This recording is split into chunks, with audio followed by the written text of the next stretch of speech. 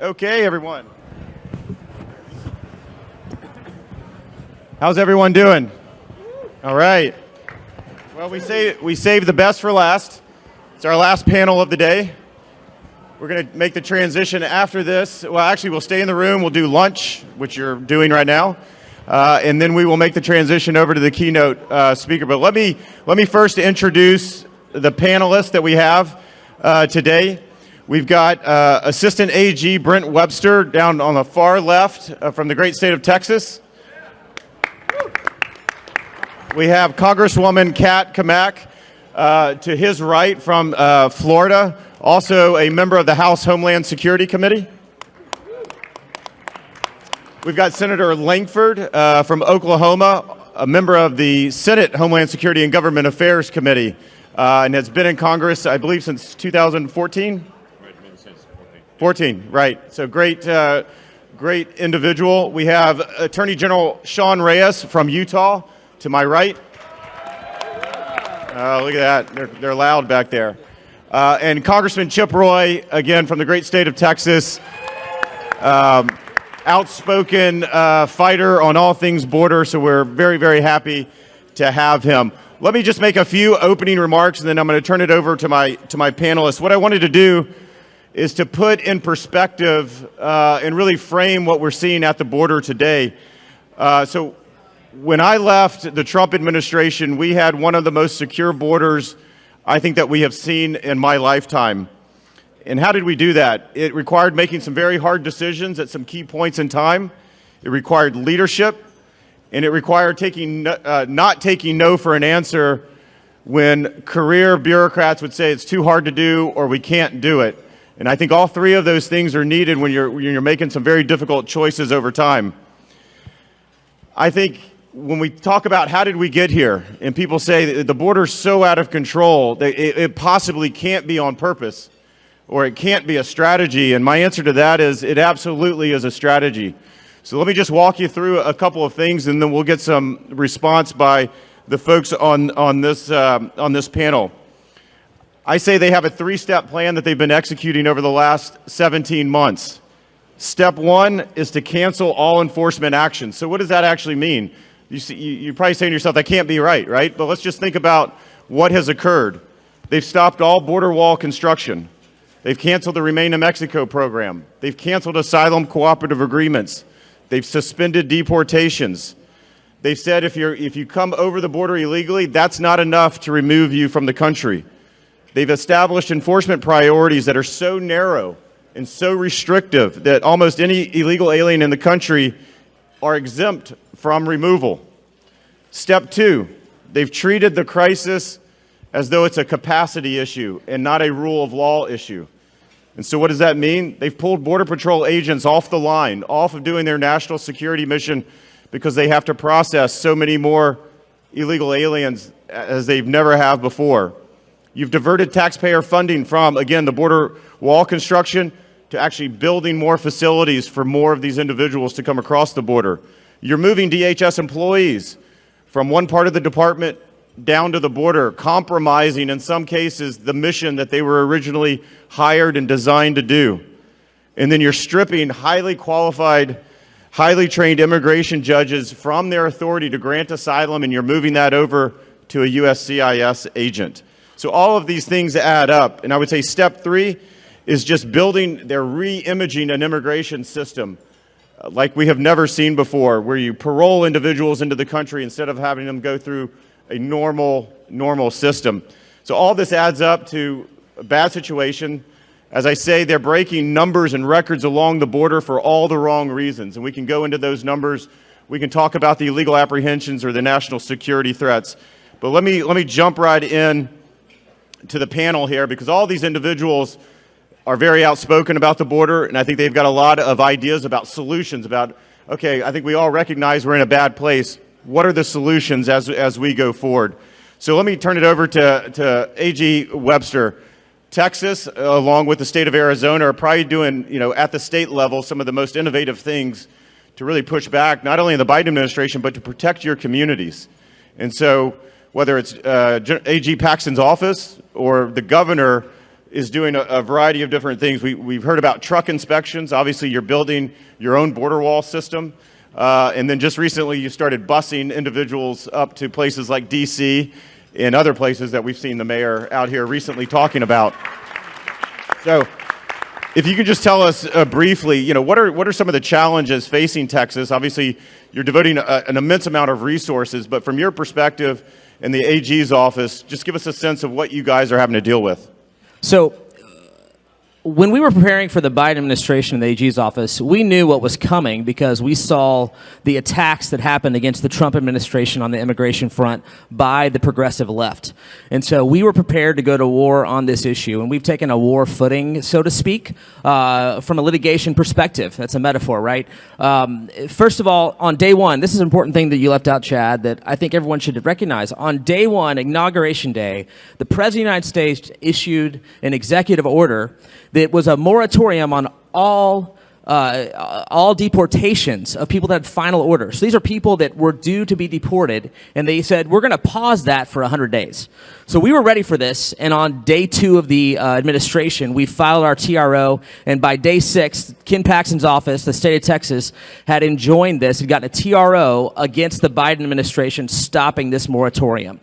Now, from that day forward, it has been relentless in these policies. And I believe these policies are to essentially destabilize the system. They're to destabilize the republic so that they can rebuild a big government socialist society.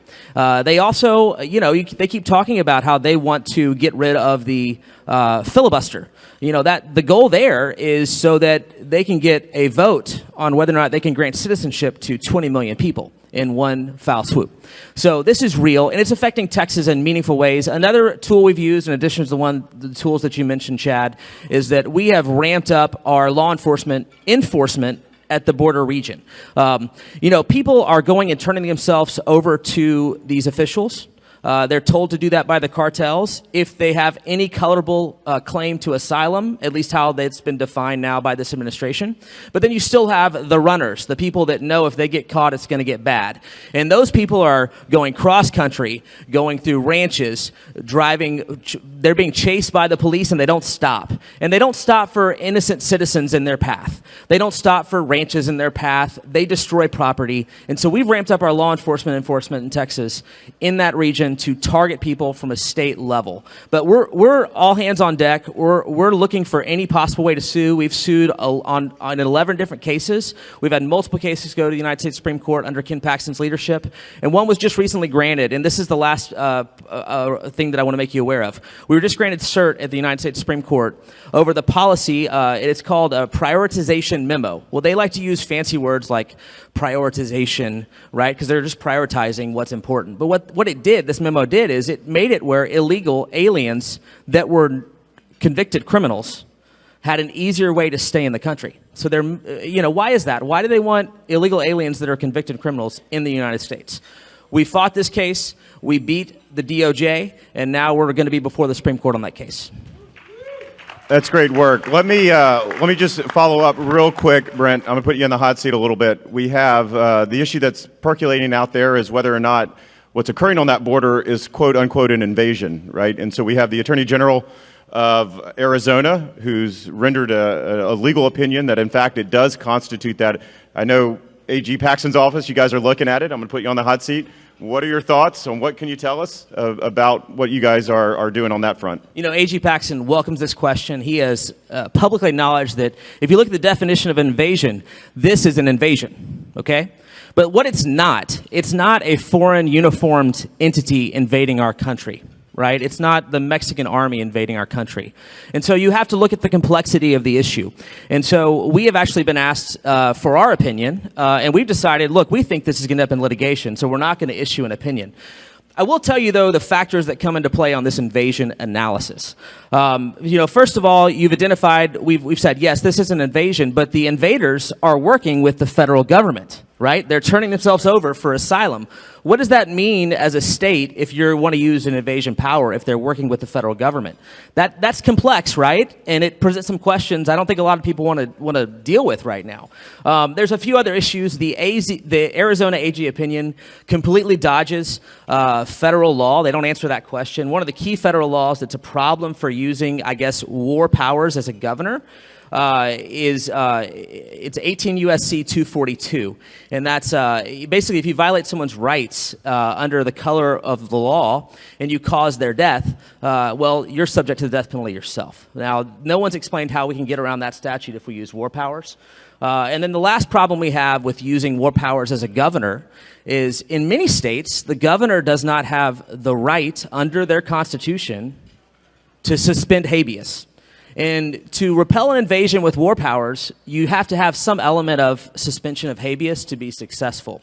So those are factors we're considering. Look, the bottom line is our goal is to find a way to challenge Arizona v. U.S. because Arizona v. U.S. is the biggest problem to states stepping in and stopping this invasion and stopping this illegal immigration. Yeah, great. Thank you. Congresswoman, let me turn to you. I know you've been down to the border several times, probably most recently in the last month or so. We talk a little bit about the inhumane nature of what's going on along that border, not only for the migrants themselves, but obviously the Border Patrol agents. And I know you've talked to a lot. We've talked about how some of them actually call you still on some of your trips. So maybe give the audience a little view from your perspective on what some of those Border Patrol agents are really facing, and how it's one thing to say you've got to protect the border. It's another thing to have law enforcement agents jumping into the river, potentially putting their lives at risk because we have folks coming across that river that are being enticed to do so. So just give us a perspective of your visit along the border and what they're telling you. Well, first and foremost, thanks for having me in this panel. This is critically important. I think that this is one of the pressing issues that is a defining moment in our country of how we handle this invasion, because in my opinion, it is an invasion.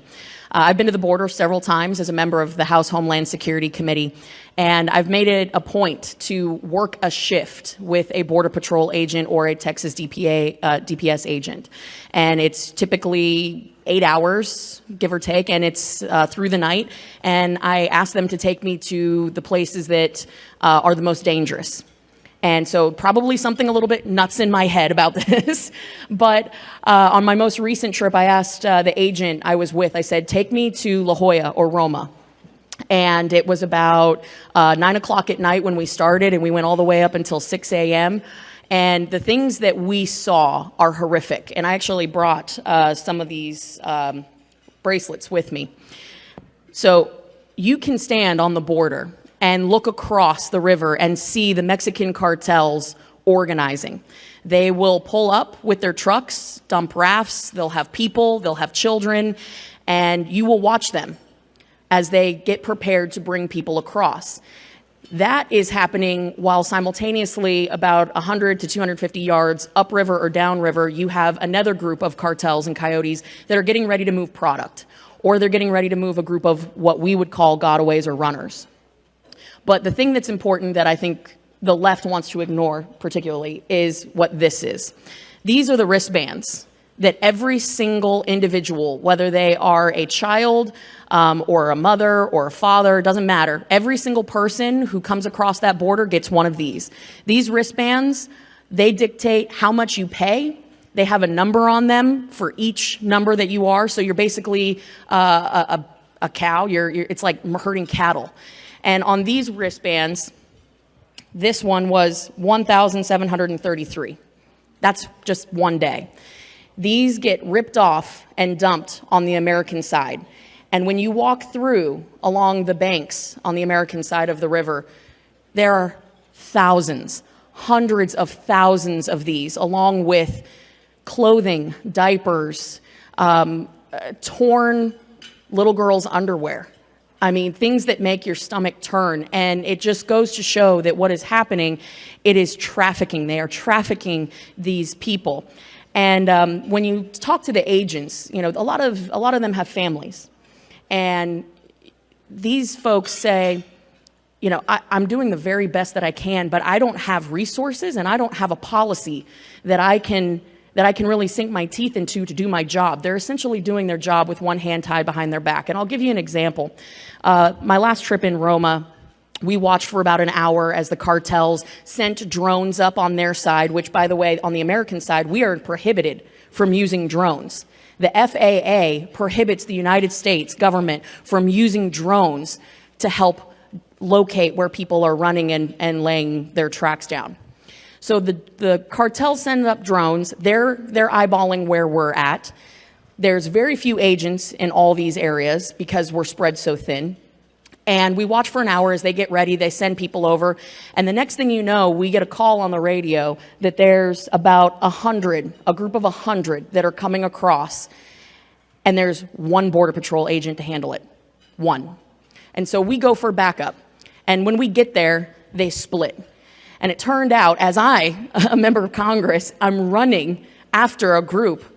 Turned out that they were from Venezuela. These are single male adults that are running from Border Patrol, and they only run if they have a good reason to run. Because when you come across that border, you are educated by the cartels that you want to be apprehended if you want to stay in the United States. And so one agent to deal with over 100 illegals coming across. You've got kids, sick people who are coughing and hacking. It's something that you really can't describe. And you're in the middle of the night with a flashlight and the headlights of your truck. And you are responsible as the single Border Patrol agent to handle this group, process, and get them secured to go to the processing facilities. Now, you think about the psychology of what these agents are dealing with. They're going home to their own kids. And their kids are the same age as some of the ones that they're picking up, some that have been abused. A lot of them have been abused. And it's hard because you want to give them all the support in the world, but their own government, their own Secretary of Homeland Security will tell them one thing and do another. And if you ask any agent, they say, don't send money, don't send anything other than a policy. Give us a policy that we can actually stick to and do our jobs. And I think that given the fact that we have no support, no policy in place, because this administration has systematically dismantled them bit by bit, I think that's the reason why you're seeing record number of suicides amongst Border Patrol, record numbers of retirement, and a historic low when it comes to recruitment. Well, I think that's a great point, and it bleeds into my next question for Senator Langford. We talk about the cartels, and the Congresswoman really talked about that. So any individual that crosses that border is paying the cartels a pretty steep price in some cases. So if we really want to deal with this issue, we're going to have to get serious about dealing with the cartels. We know the Mexican government is limited in what they can do, but instead of continuing to admire the problem, I think we need to get serious about it. So I know folks in the Senate are talking about that, and in the House as well. It was funny, and I'll just give a quick example. There was some news articles that came out saying that, during his time in office, President Trump asked for options on how to deal with the cartels. And some of that was some kinetic options. And people were like, well, how can that be? And my answer is, well, why wouldn't he ask for options? Right? You have some of the most dangerous individuals killing over 100,000 Americans every single year with illegal narcotics. Why would you not deal with these individuals? So I'd love to get your perspective. I know you've been down to the border several times as well. But when we talk about dealing with the border, we've really got to take on the cartels. And we've got to figure out if we want to, again, maybe that is kinetic action, but maybe it's cyber. Maybe it's something to disrupt their operations. Yeah, it is. By the way, thanks for y'all staying engaged and staying engaged in the policy issues. The things that we're going to solve as a nation, we're going to solve as we actually get good policies in place to be able to move. So thanks for being engaged in the minutia of it. This is an area that we can resolve. I would tell you the border is secure, and the Border Patrol will tell you the border is secure. It's just secure on the south side. No one crosses across the river, as Kat was saying, until they've paid the fee. That is a series of cartels. It's not one cartel. It's a series of cartels. And those cartels all specialize in certain groups of people moving across. They'll move in certain areas, as Kat was mentioning before. They'll move certain people where they'll get a family group in one area, then they'll put people with a criminal record in another, and they'll put drugs in another to be able to work it across. But it depends on the area that you're in. In some areas, people do cross and just be able to turn themselves in.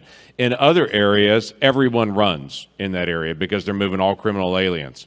And it depends. You've seen a lot of the pictures of people coming in from Central America. If you went to Yuma, Arizona, where I was a couple of months ago, in Yuma, folks fly into Mexicali Airport. The cartels rent a bus for them, and they charter that bus, pick them up at the airport, drive them to the gap in the fence, and then they'll come across the gap in the fence with their luggage. These are folks coming from all over the world. These are not just Central Americans. There are 151 countries that have come across our border illegally just this year. All of them have paid a fee to the cartel. All of them. So let me give you an example of what that looks like. This administration, by having an open border policy, is funneling crime in Mexico and into the U.S. 100% that they're doing that. When I was in the Rio Grande Valley just a couple of weeks ago, I talked to the folks that are there. They estimate in that one area of South Texas, the cartel on the other side of the border is making $153 million a week on trafficking people. Now, soak that in, $153 million a week. And the Biden administration is turning their head on this.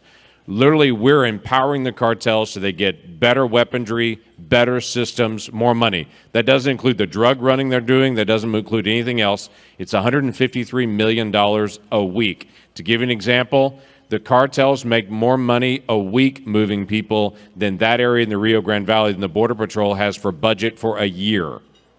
So it is a lot of money that they're making in this process. Why does this matter? As Chad mentioned before, 100,000 people last year died with a drug overdose in the United States. The vast majority of those drugs are coming in from Mexico. The Mexican cartels are now cooperating with the Chinese and their organized crime organizations to be able to bring in additional drugs and then to be able to move them. Why does this matter? Those individuals that are coming across the border, they're paying between $4,000 and $30,000 a person to the cartels to be able to come across. For those individuals, many of them cannot pay their full amount, so the deal is you will work off your fee once you come into the United States. So we have 1 million plus people that have illegally crossed the border and entered into the country with a debt to the cartels that are scattered across the country. Is that a recipe for crime? It is 100%.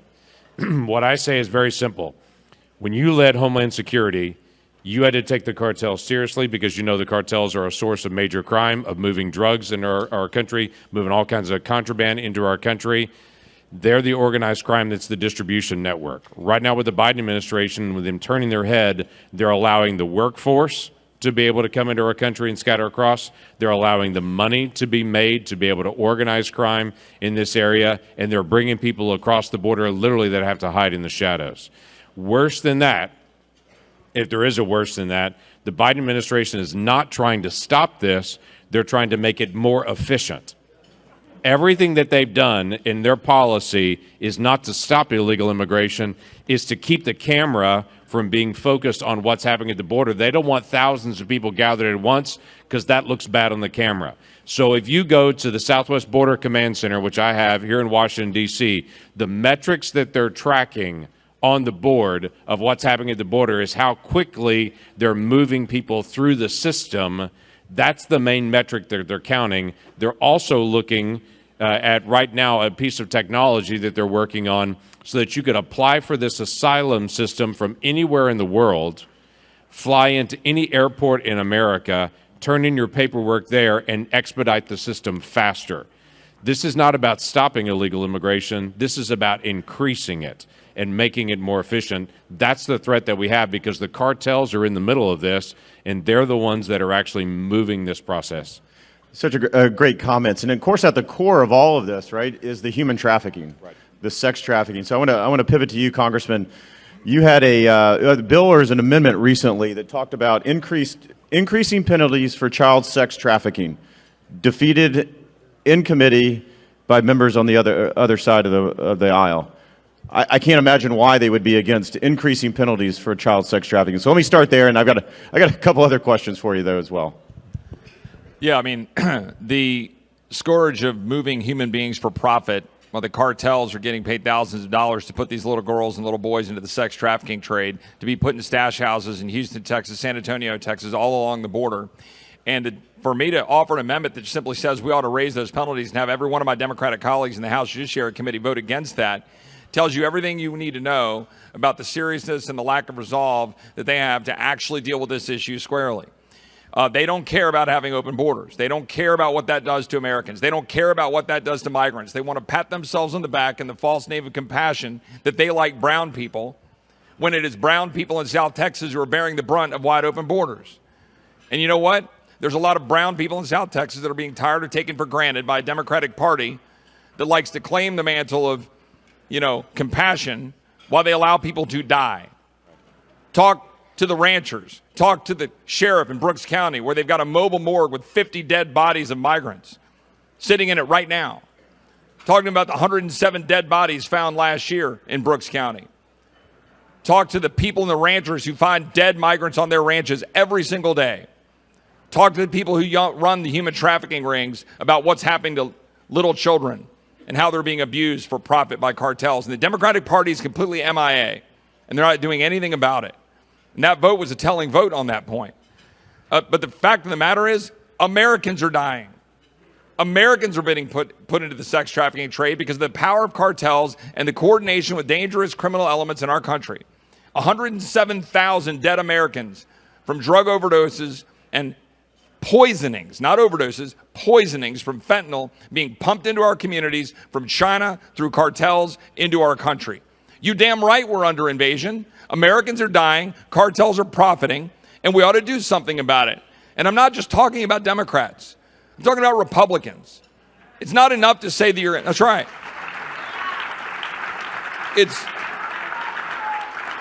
It is not enough to sit and complain about it and talk about it. We need to do something about it. Don't fund the DHS that is not securing our border. Don't pass an NDAA and say that America's defended when we haven't done crap to defend our border, when we're under assault every single day. And that's what we need to do. Let me ask you a follow-up, because we talk a lot about leadership at the department. We talk a lot about having the will to make hard decisions. And so two things come to mind. I know you've been outspoken on probably both of these as well. We had an incident last year where a number of horseback agents were in the river. Some photos were taken of them doing their job.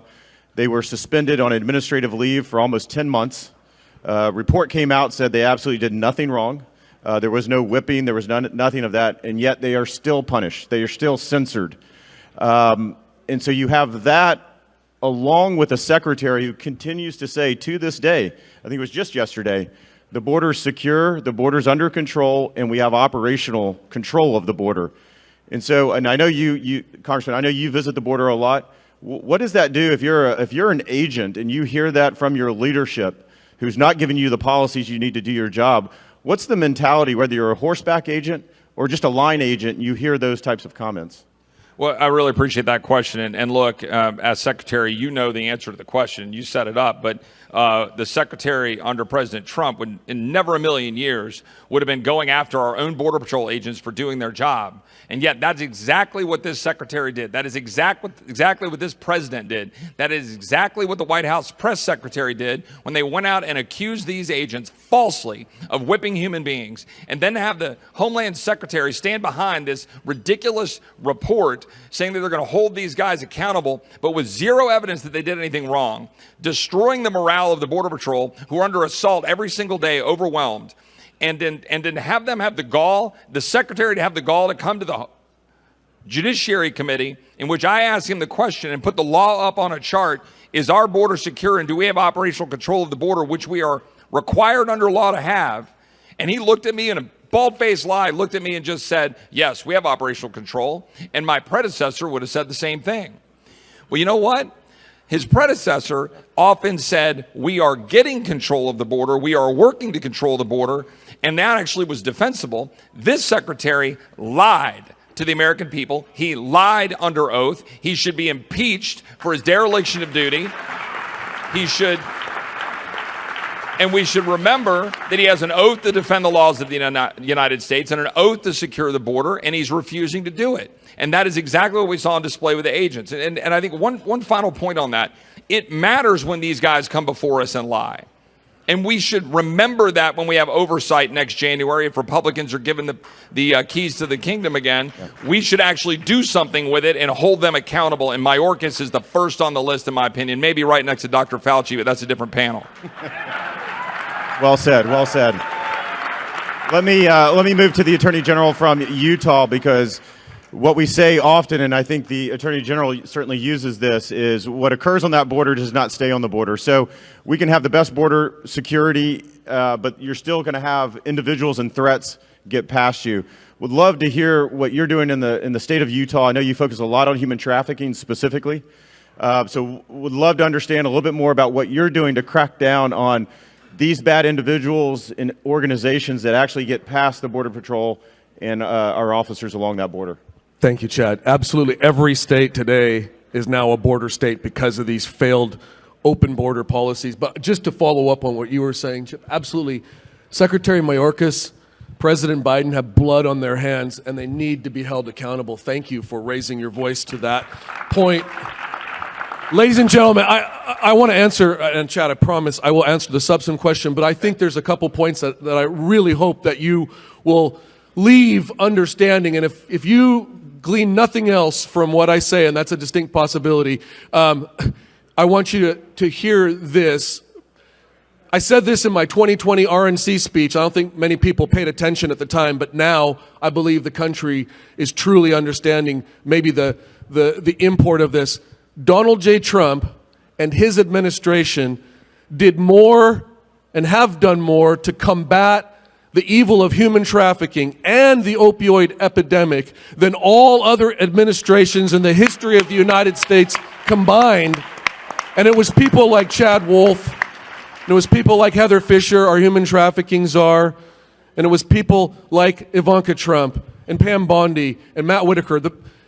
This is who were leading the fight, and that's why AFPI is so important. That's the other point I want you to leave with. Why are we here? Why is this critical? Because all of the momentum that President Trump built up, in spite of everything else that was going on, is continuing here in AFPI, and that's why we need you, and that's why we need AFPI to further the policies that were working so well, that were historic in fighting this evil, the worst, in my opinion, human rights problem that we've seen in our generation. So that's point number one. Point number two, and it's a riff on what Chip was saying. The left tries to make us sound inhumane, tries to make us sound discriminatory, tries to make us sound anti-immigration. That's the farthest thing from the truth. I'm the great-grandson, the grandson, the son of immigrants, and we in AFPI celebrate that. Legal immigration is what's helped make America great and strong. Yeah, you can clap for that. But it is brown people who are being exploited by the left and their policies, by cartels, because for them it's just a business and human lives are just a commodity. And what are they being exploited for? You heard it from the senator. $150 million a week just in that area. Expand that across the whole border. We're talking about billions of dollars of human trafficking for sex exploitation, for forced labor, for organ harvesting, for illegal adoptions, for military conscriptions. And that's just the sex side. And we're talking about billions of doses of illegal fentanyl and carfentanil, and increasing by orders of magnitude. We wish we had a Chad Wolf still there, standing on the wall for us. The scope of the problem is huge, ladies and gentlemen. As he mentioned in his opening remarks, it's everywhere. It only takes hours from the time that it comes up through the border, and thank God that we have people like Ken Paxton standing on the wall down in Texas and fighting, and my Republican state AGs are fighting this all over. But it only takes hours, and then it's in my state, and then in your state, and in every other state. But this is what I want to tell you. We have street cred because while the left talks about this issue a lot and has committees about it and studies it ad nauseum, we have people right here on this panel who are actually out on the front lines, who are warriors. And we need you. We need each and every one of you. That was the point that Chad was making. To do what? And now I want to answer the question that the secretary posed to me. In our communities, we need you to support laws at the state level and at the federal level that will empower victims, that will give survivors a chance once they're pulled out of the life. We need you to help us go after tech platforms all over the place that help amplify this and spread this. And we need you to partner with businesses and NGOs. Right here, right now, we have Jakub Boyens here. If you haven't met him, one of the world's foremost freedom fighters. He's one of ours. He's conservative, he's a man of faith, and he will help you in any state train your law enforcement. We need to empower law enforcement and give them the tools that they need. That's what we've been doing in Utah. That's why we feel like we're the tip of the spear in the United States and around the world, and you can be too. There can be many, many, many tips going out. Those are the things, Chad, that we feel like every single person here can leave. I hope you feel the urgency of this problem on the border. I appreciate those. Those are great comments. We're running a little bit low on time. Let me, I'm going to give every panelist, I'm going to give you two questions. You get to pick which one. So one question that I get a lot, and I'm sure you all get a lot too, is why? Why is this occurring? Just what is the plan? But why are they doing this? Let me give you that question, or you can choose to answer, because many of you are in Congress or certainly at the state level, what can we do about it? What can we do about it over the next 2 years and then going forward after that? So let me start with the AG Webster down on the end there. So I will just say this. Ken Paxton has committed to work nights and weekends, and he's built a team, a litigation team, that's going to fight to resist these extreme, progressive immigration policies. So I got two of my guys here, Aaron Rice from Alpha Molina. They came here. They're two of our litigators, but they spend their nights and weekends finding ways to fight against these policies in the courtroom. We're going to commit. Ken Paxton's going to commit to do that until this administration is done. Okay, I'm going to ping over here. We're going to go out of order. Over to Congressman. Look, I think it's pretty simple, pretty straightforward. They want a liberal world order. They don't believe in sovereignty. They don't care about American exceptionalism or greatness. That's why they're doing it.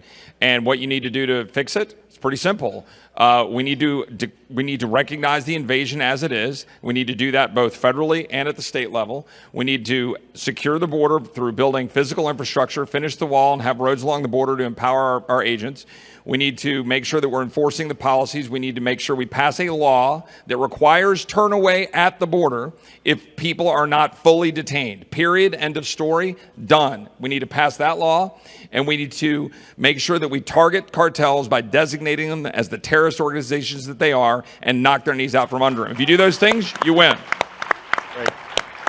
Congressman, Congresswoman. If you take nothing else away from this, which there's a lot here, clearly we're very passionate about this issue collectively, all of us. Remember this, we do not have a commander-in-chief. We have a trafficker-in-chief in the White House. And he needs to be called out as such. The cartels in Mexico control 40% of Mexico. The cartels control 40% of Mexico. Can you imagine if we said Antifa controls 40% of the United States? This is insane. So call it what it is. There's a lot of incredible solutions that my colleague, Representative Chip Roy, laid out. I also think we need to be holding big tech accountable. Pull out your phones, pull up any social media app, type in the search button, Cruzando la Frontera. You will find advertisements for people to take you anywhere in the United States for any price. This is how these people are actually handling the logistics, through WhatsApp, through Facebook, through Instagram. These platforms are complicit in the trafficking of human beings. We need to hold them accountable. And also, I would say we need to have a thorough review of every single program. FEMA right now, many people don't know this, but FEMA is actually funding the transportation of these illegals all across America. Much like he lied to my colleague Chip Roy, I had the secretary lie to my face and say that FEMA was not paying for plane tickets and bus passes.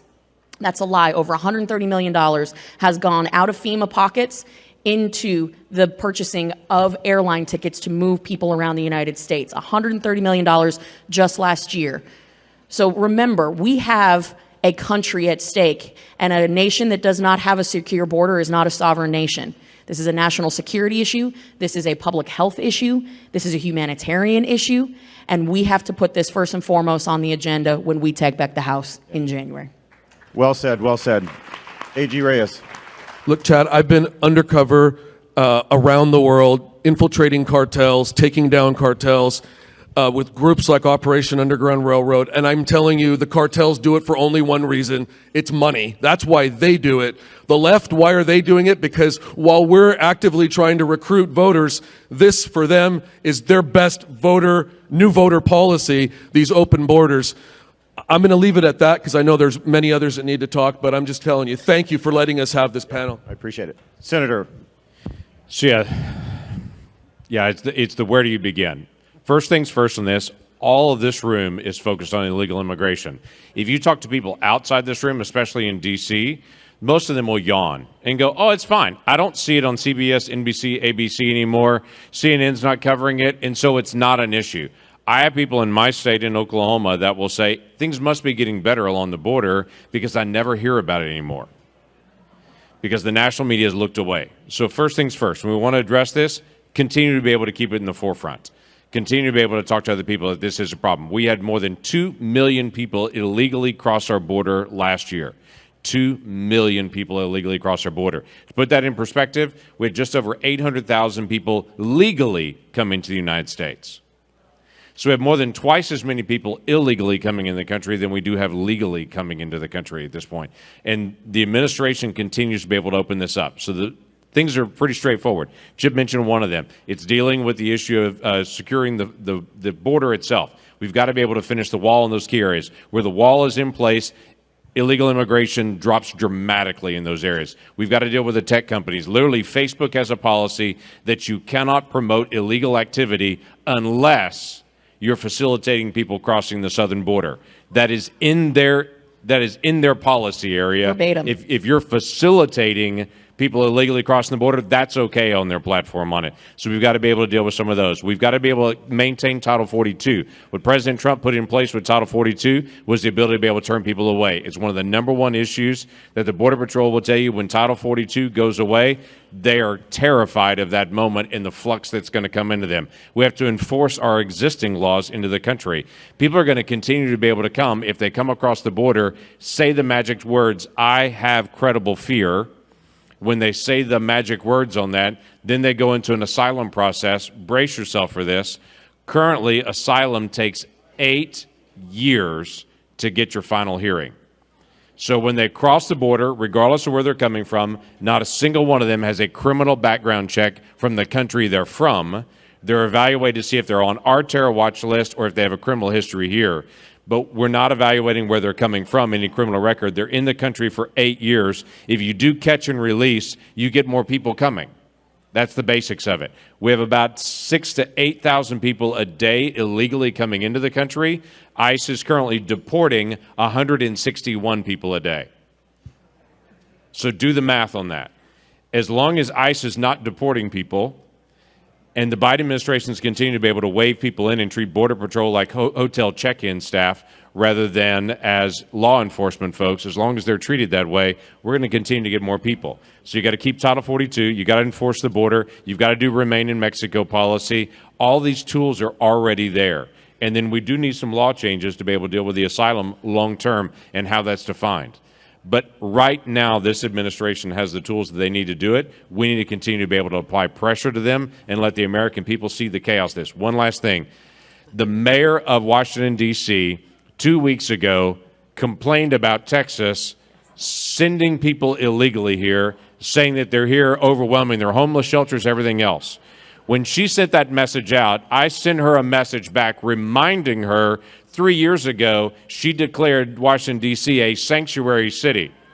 And I've said, if you're going to declare yourself a sanctuary city, you can't now complain about being overrun with people that are here illegally present. The mayor of New York City is now complaining that there are too many people that are illegally present in New York City.